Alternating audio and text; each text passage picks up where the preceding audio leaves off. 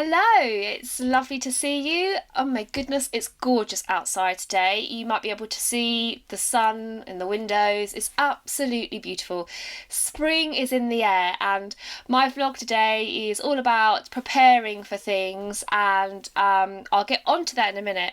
But first, I have to remind you briefly of the vlog that I did last week, where I spoke about the mussels that I had found clinging, I know hundreds of them, clinging to the lock gates at Ivanhoe, the old lock gates. So I think they're going to be about here now, you can see them. But I mentioned that we have 6 native mussels, and 2 of which are called a duck mussel and a swan mussel. And swan mussels can grow up to 30 centimetres in length.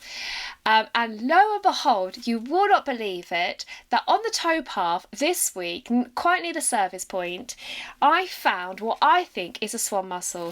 Now, I've got it in a bag, and even in the bag, it absolutely reeks. But I want to show you, so I'm going to go through this for you, because I care about my viewer. I've got dog poo bags on my hands, unused ones, fear not. And I can't get it open. Oh, this is actually, I'm filming near this is my dinner table on here, so just be careful. Won't get it on there. Oh, hello. But let me show you, it's beautiful. Now, it's not quite 30 centimetres in length, but if I show you it here, oh my gosh, the smell! It smells like nappies. You can see it's beautiful, and I've measured it. Let me hold it up there. You can see one hand off there, and you see one hand off there. I'll do it close up to the camera. And it's 14 centimetres.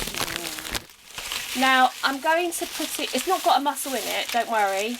I did put it in the sink and clean it out as well, and it still smells. But that is what I think is a swan mussel. They're very similar to duck mussels, so they're hard to ID. But I think that's it, and it does really smell like baby's nappies. So just bear with me, and I will be right back with you. Starting to think about preparing for coming out of lockdown. So fingers crossed that will happen, because we want to travel to the middle level navigation, and I'm really excited about that. And one of the things I want to do when I get there is go out in my little rowing boat that I got at Christmas, Little Alice, and I want to go and explore the middle level navigation, the parts where my big Alice Grace, can't reach. So Zephyr, I really need her to be able to come in that boat with me, and at Christmas when we tried out the boat you could see that she wasn't a fan. So I have worked really hard this week when I've got the boat out in trying to get her to see it as a fun experience. So this is how that's happened.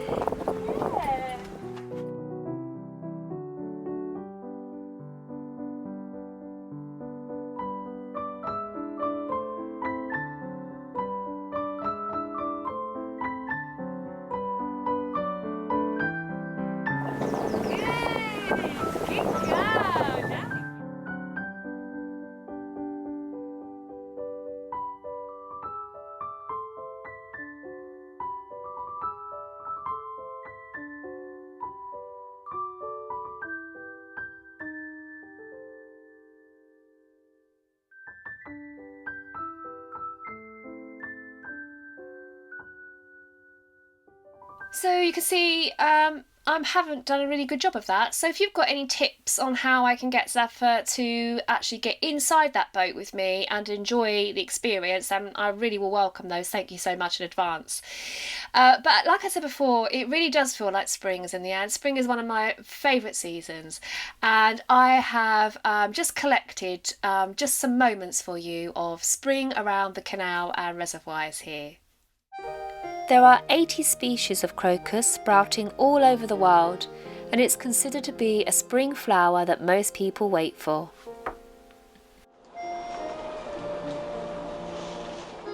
Snowdrop comes from the Greek name galanthus, which translates as milk flower. They symbolise spring, purity and religion, and were named after earrings, not drops of snow. The name periwinkle is possibly taken from the Russian word pervinka, pervi meaning first, as it's one of the first flowers of spring.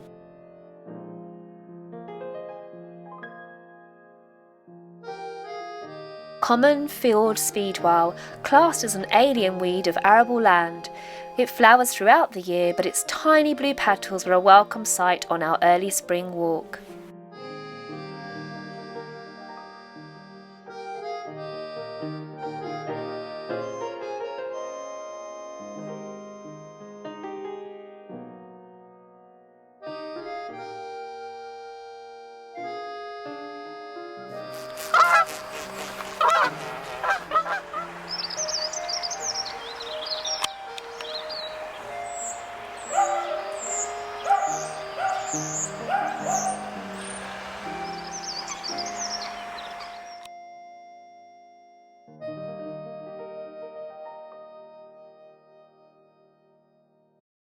Reservoir this week, I also came across the shoveler duck. I've not seen it here before.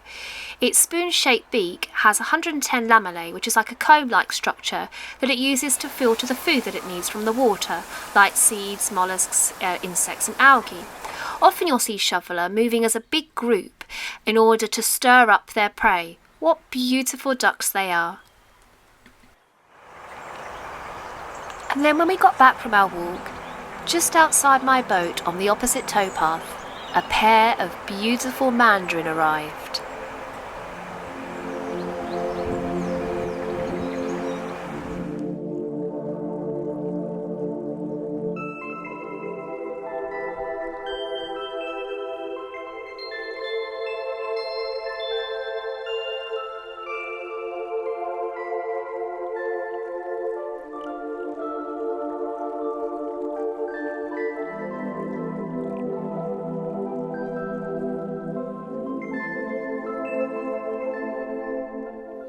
If you watched my vlog Seeing Red on the Mindful Narrowboat, thank you, but also you'll know that I found out about something called angel wing, and I found an Egyptian goose that had the condition angel wing.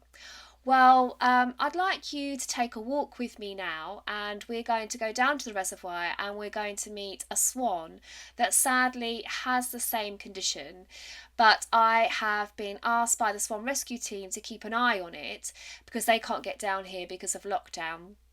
Because if the other swans start to bully it, then it's going to have to be removed from the reservoir.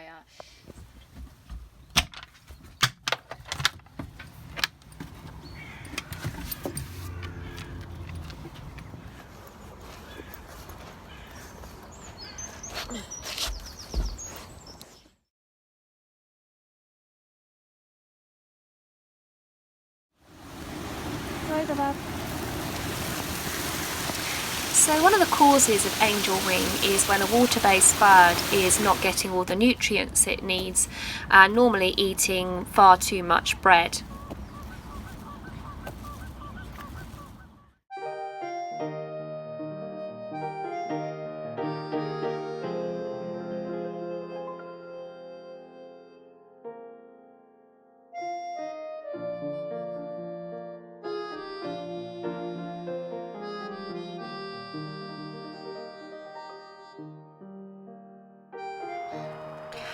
So hopefully Marsworth will be okay.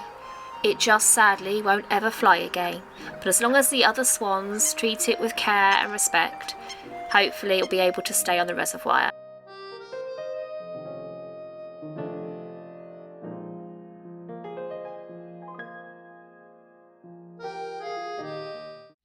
Okay, now it's that time where you can sit back, relax, and enjoy a mindful cruise.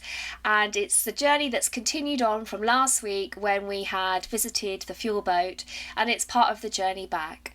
So I hope you enjoy it. I also noticed actually on this journey lots of different weather vanes that have been there all the time, I just haven't noticed them. So I'm sharing those with you as well.